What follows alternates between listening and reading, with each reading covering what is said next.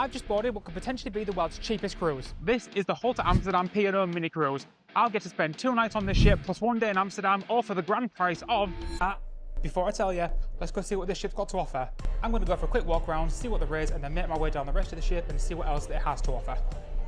Starting on deck 12, which is at the top of the ship, is where we're going to find the Sky Lounge.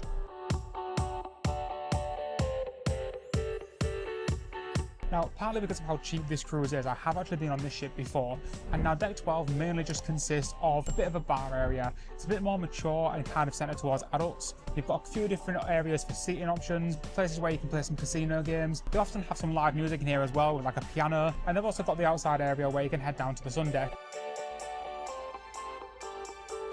Just down there is where I started this video. Now the bar up here's got a variety of spirits as well as some cocktails that do look pretty nice, and I might grab one later, but for now I'm going to show you guys the rest of the ship.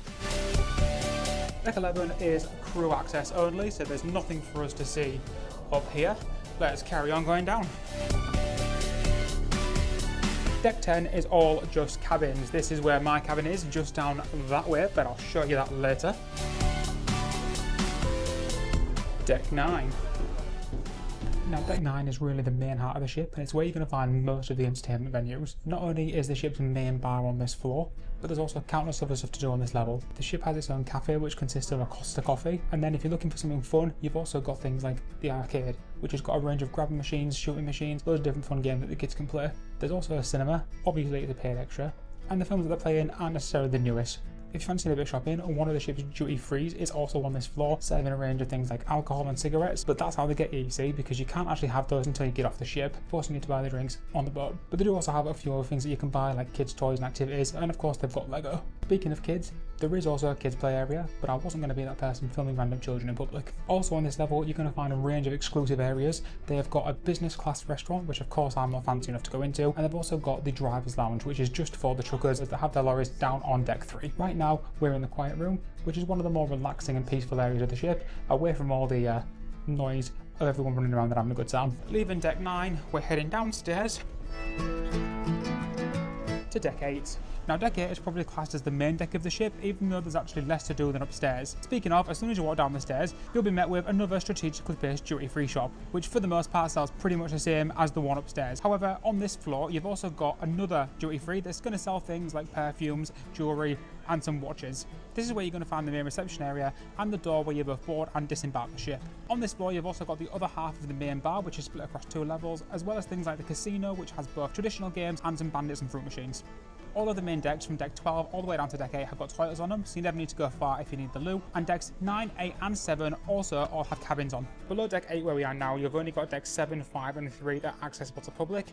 Deck 7 just have a few cabins, but the other 2 are just car parks. So for the most part, we are mainly going to be based on decks 9, 8 and 10 where we find our cabin. Now speaking of our cabin, I am now back on deck 10 where I'm going to show you what one of these rooms look like. Now this is not your traditional cabin. Usually if you just come as a couple, you're only going to get one small room with 2 bunk beds, but because I'm actually here with my sister and brother-in-law, we have got a 4-bed cabin.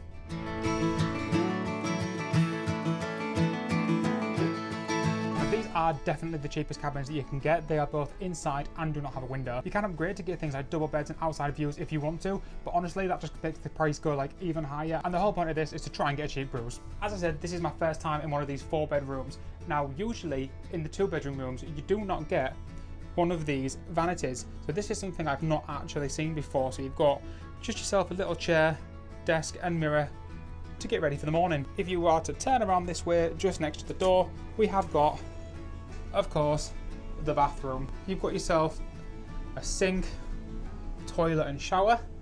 It's not luxury, but it's better than sharing with somebody random.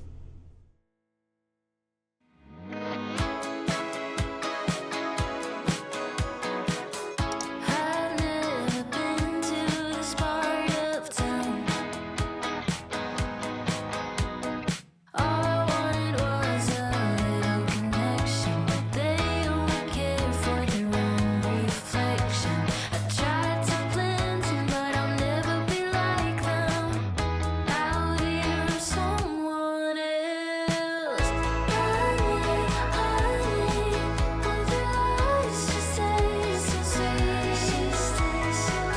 Good morning from Amsterdam. Just got into the city. I don't know if you can see the coaches just behind me there. It's currently just before 11 o'clock local time. So the last coach pickup is going to be at 5 o'clock. So I've got about 7 hours to spend here today. So it's about an hour and a half bus journey on the coach. Just then, wasn't too bad actually. Sometimes it can take around like 2 hours if you're going to come. If traffic's a bit worse, but didn't seem to be too bad. The whole process this morning has been a little bit different to usual. So every other time I've been on this cruise before, it's nowhere near as busy. But usually everyone would be waiting around in the bars and everything in the morning. It was again this morning, but it was just chaos. People were just stood everywhere. There was no queues or anything. But then disembarked the boat, went through passport control, and that's changed as well. I don't know if that's a European thing now. Usually, you just sort of scan your passport, go through, and it's all good. But this time we had to like do this weird thing where we like scanned our fingers and then got like our photos taken. Don't really know what that was about, but anyway, in the city now. Just been dropped off just outside of the main centre of Amsterdam. Got about a 10-minute walk to get into the city. Go see how we can kill a couple of hours.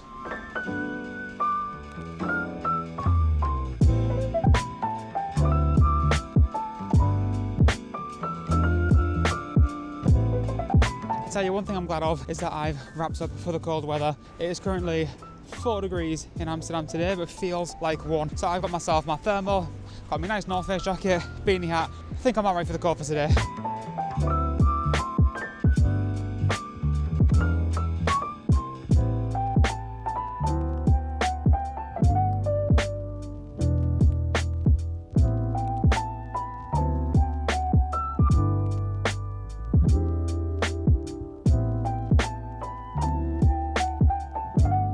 I've just got to what is essentially the main street here in Amsterdam, just opposite where the central station is. I'm not even going to attempt to pronounce the word of the street because I will 100% get it wrong, but I'll put it on the screen just here. Now this is where you're going to find all of like the big attractions that everyone wants to come and do. So you've got Madame Tussauds just at the end, you've got things like the Sex Museum. We'll just say as well, anyone that is familiar with Amsterdam, it is very known for bikes and cycling. There's basically like specific roads just for using bikes on, but do yourself a favour, and if you come here as a tourist, do not use a bike. The locals will hate you. You'll be much appreciated if you just stick to the paths. I'll tell you what though, the cold is definitely getting to me. I'm absolutely freezing and I've not had any caffeine this morning yet, so I need to go and get myself a coffee.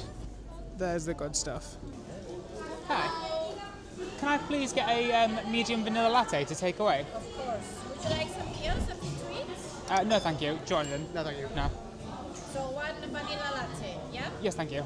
Hi, grande latte with vanilla. Thank you. That's better. So as I'm filming this video today, it's currently the 30th of December, and so they've actually still got loads of the Christmas decorations and stuff up. If you can see this tree just behind me here, but they've got loads of lights and everything all down the main street. You can't really see it at the moment, but if you just get that before I leave, we'll come for a walk down here again and see what the lights are like, and hopefully, it'll be quite nice. I mean, in Hull where I'm from, they turn the lights on and you can't even see that anything's happened, so can't be any worse than that. Now, obviously, when you're abroad, you've got to do your due diligence and try the McDonald's of every country. It might be different to the one I am.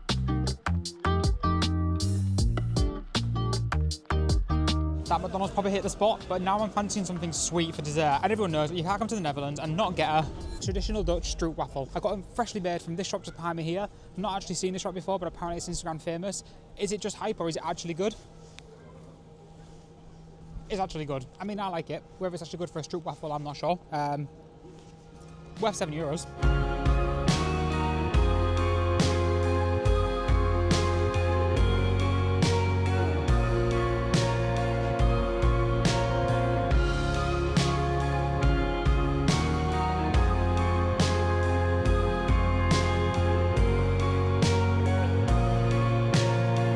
Okay, so I've got absolutely no idea where the time's gone. It's currently about 4:30. I've got like 25 minutes to get back to the bus, which leaves at 5 o'clock, and that is the last one of the day. So we need to get a bit of a move on, and hopefully we'll make it in time.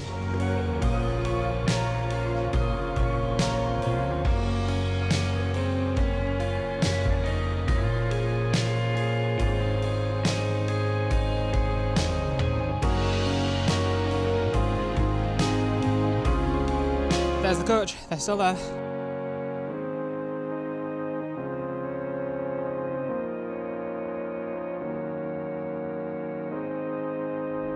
Made it to the coaching time, now I've got an hour and a half to get back to the ferry. And just like that, we're now back at the ship. Full disclosure, is actually the next morning because the second that I got back yesterday, I fell asleep and forgot to film anything, so I'm doing this outro the next day. Now, I know I wasn't in Amsterdam for that long in total, only about 6 hours, but that's why they call it the Dutch Dash. But I know what you're still thinking, how much did this cruise actually cost me? So for the ferry there and back, plus 2 nights in a cabin and coach transfers is only £65 per person. Now right now you might be thinking, yeah, £65 per person, £32.50 a night, that's not terrible, but how can I be certain that this is potentially one of the cheapest cruises in the world? Well, that's simple. My sister paid.